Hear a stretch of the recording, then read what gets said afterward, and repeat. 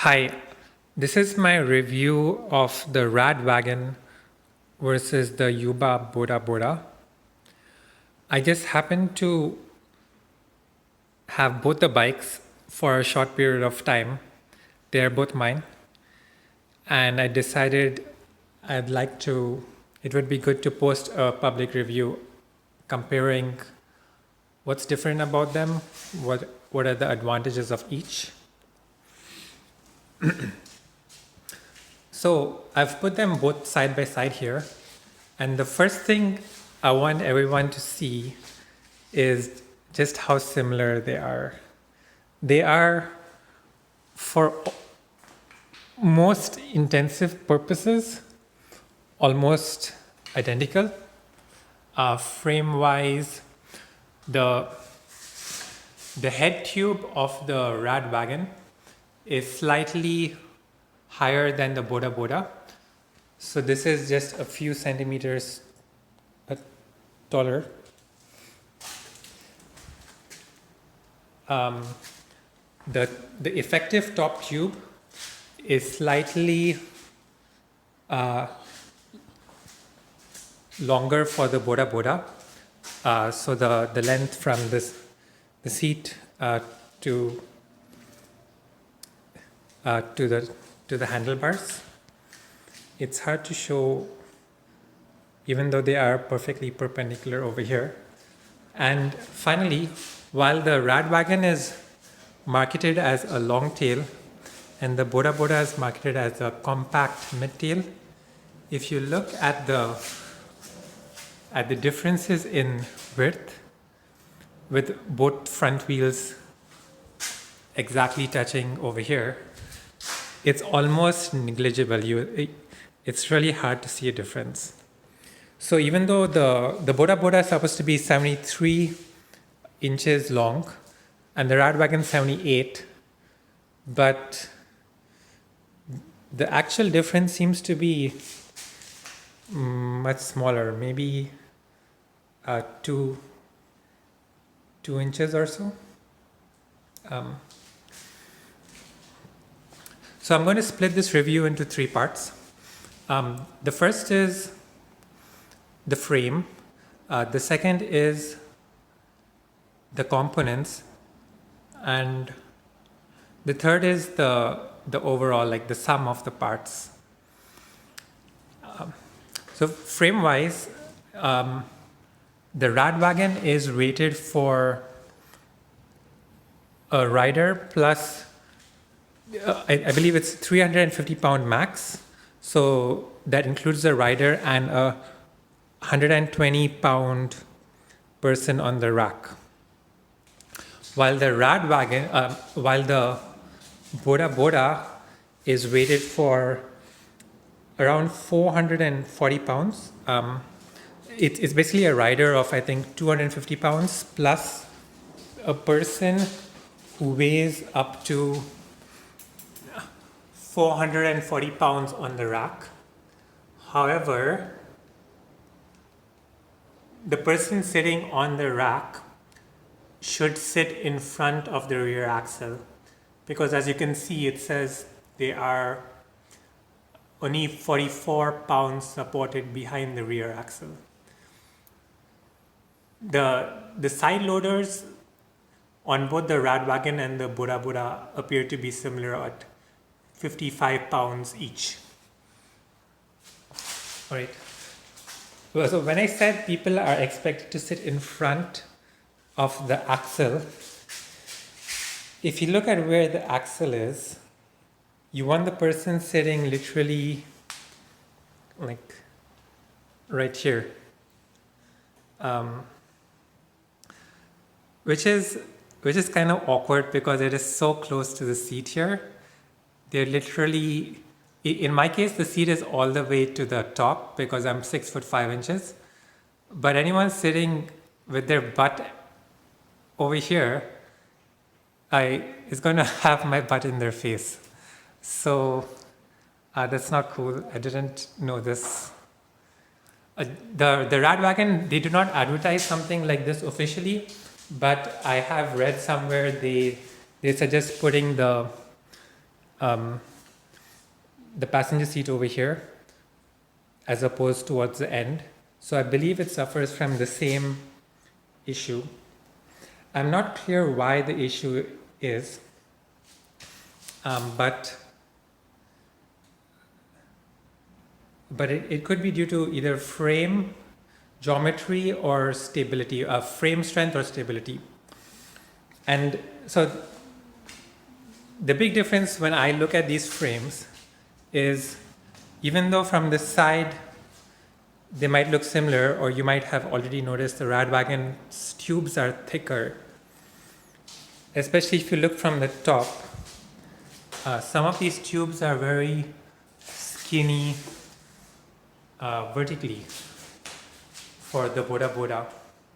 So if I was to wager a guess just by looking at the tubes, it certainly looks as though the Radwagon should be rated for much higher than the Boda Boda.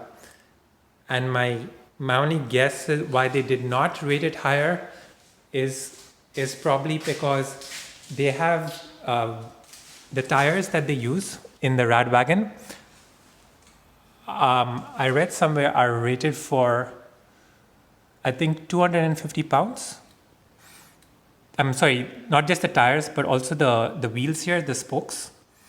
These spokes need to be substantially stronger to hold heavier rear capacity. I believe this comes pre-canned for the Radwagon guys. They buy this from this company, Shengi. And so they probably didn't have much say in how much capacity this rear wheel could carry. And so they limited the kind of gauge based on a passenger sitting here with half his weight here, half his weight there, plus around 120 pounds would yield the limit of, say, 250 pounds for these spokes. People have claimed that to have ridden this thing with people much heavier. I have personally realized that whenever I sit on this, the spokes start creaking the next day. But if my fiance sits on this and she is less than 120, then I don't have any creaking problems. So my weight at around 180 pounds, I believe, is overdoing it, and I'm always worried that I will bend the spokes and then I would need to replace this wheel. Getting this wheel replaced is around, I believe it's $300 because it's got the hub motor as part of it. The Boda Boda is supposed to have 38 spoke wheel in front and a 48 spoke wheel behind to support the extra weight. This is a version of the Boda Boda that they're no longer producing. This is the all-terrain version. But in this particular version, even though they have claimed the rear wheel is a 48 spoke wheel, it is still a 36 spoke, similar to the front wheel in all their pictures as well as my bicycle.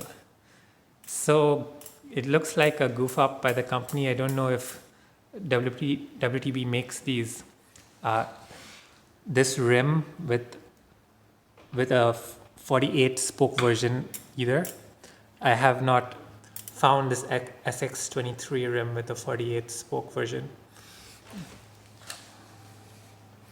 But the rest of the Yuba Boda Boda bikes do have 48 spokes. So I believe that's only an issue with this defunct version of this bike. Let's see. So looking at the front, there's a lot of spacers that they used here, and they're much wider spacers. So whenever the tubes are wider, that means they're stronger. But overall, just the natural frame height of the Radwagon is much higher, so it doesn't require the use of so many spacers. And where is it? So this is a big thing for me. I'm 6'5", and the Radwagon is built for people up to 6'2", namely because the seat tube that they provided does not go long enough for my legs to be comfortable. So I bought an extended seat tube, but as you can see, it's got a bit bent there.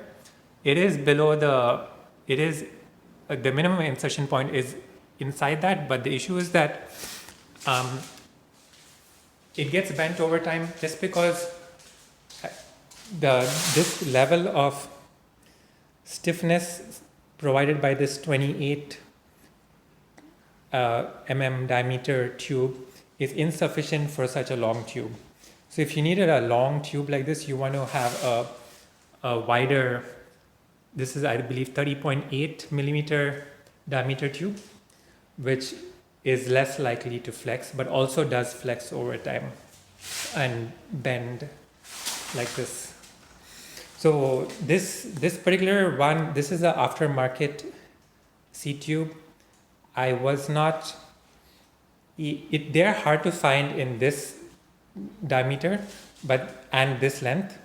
This is I think 450 mm, but this one is 500 mm, and these were more readily available in this width at this length. So that's it for the frame. The Radwagon is bigger. It looks like it can carry more even though it's rated for less. The top tube is slightly higher. The seat tube is slightly smaller. And the Radwagon is heavier. It's hard to compare exactly because the Boda Boda does not have any motor installed.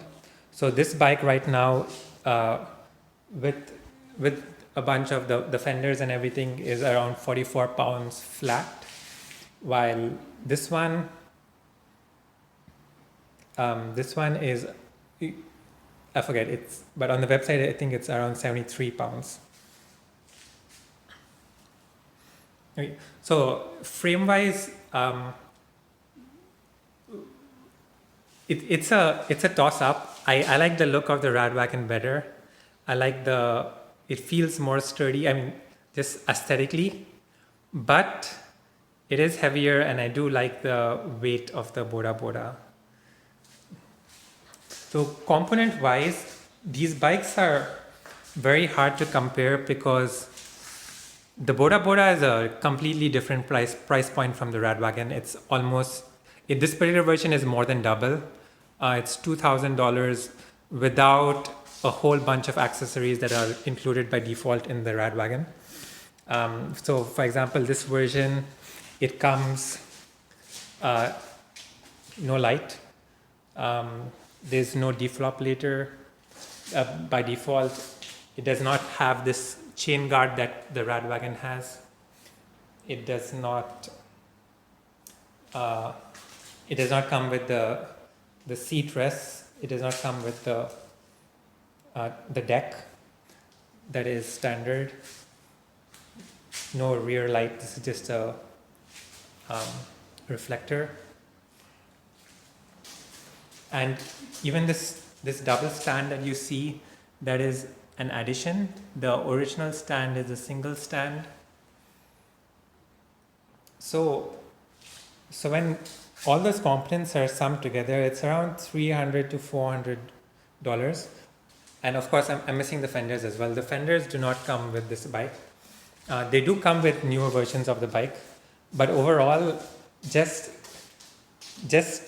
the missing accessories on this bike are about 1/4 of the price of the Radwagon, which on Black Friday was selling for $1,300.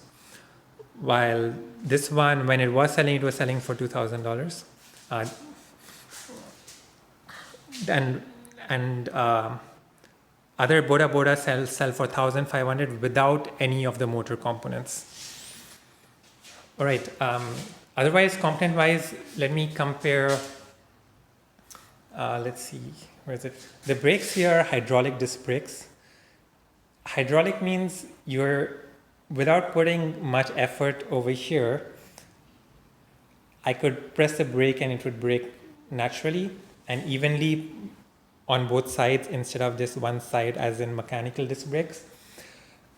is it worth the cost? And people use these for, people claim that like, oh, if you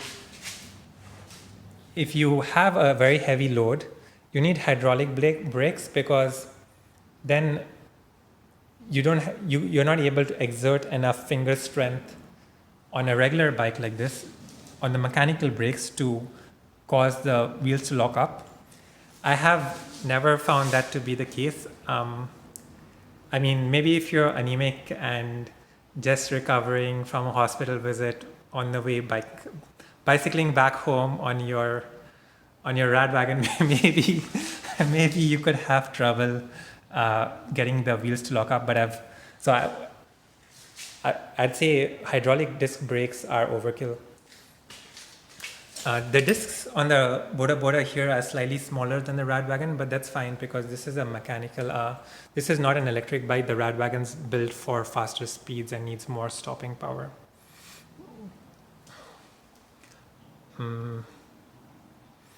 So this particular version of the bike comes with this SRAM X5, which is, I think, 2 levels up from the entry-level SRAM X3. And the Radwagon, it comes with the Altis, which I believe is also Axel Altis 20. So it's either 1 or 2 levels up from the entry-level one. I do find the shifting here way more like predictable, quick, and snappy.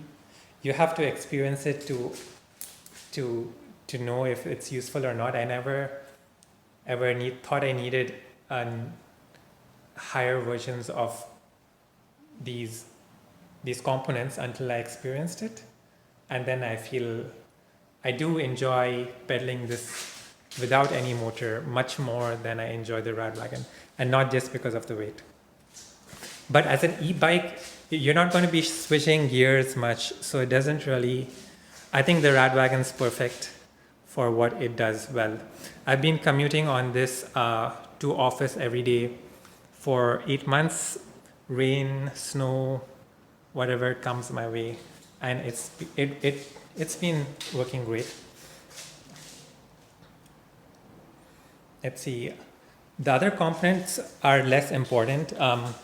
They are they're specific to this particular version of the Boda Boda, so it's not, since it's discontinued, it's not really useful. This one has WTB SX23 rims, and there was something else. Oh, that's right, the drivetrain. So the drivetrain is also some upgraded version. I don't know much about bike components. But I can say riding this is much more snappy, and this seems to be less effort than the Radwagon. It could be because of the weight. This is 40 pounds more, but I'm 180 pounds, and I carry like a 20-pound backpack with the lock, or 40-pound backpack with lock, and I haven't had any issues. So the marginal weight difference should be very small, only around 40 pounds. But this one seems to be way better than the next. Way more easy to ride than that one. Finally, the sum of the parts wise, like, obviously we're then comparing an e-bike to a mechanically powered bike. Even though they structurally are very similar, they do feel very, like, that one feels very nice to ride solo. This one, I have ridden it several times without the e-bike-ness, but it's not as light and snappy. Like, that one feels like a regular bike, and this one feels more like an e-bike that you're riding when the motor is off, obviously. But overall, I'd say the Radwagon, it just comes with so much of stuff out of the box that it looks like everything has been built and structured just perfectly. Like, all the components have been matched, so you are riding one unit that works very well and cohesively together, While the Boda Boda feels like some of the components are like the hydraulic disc brakes, in this case, they're not really required, they're out of place. There's no proper chain guard or fenders that come, even though they come with other bikes. It seems like it's more like a frame plus some components that kind of work put together. And the experience is less like as one strong unit than the Radwagon. So overall, if the prices of the bikes were comparable, they both have strengths and weaknesses. I'm going to have to continue, my battery is dead.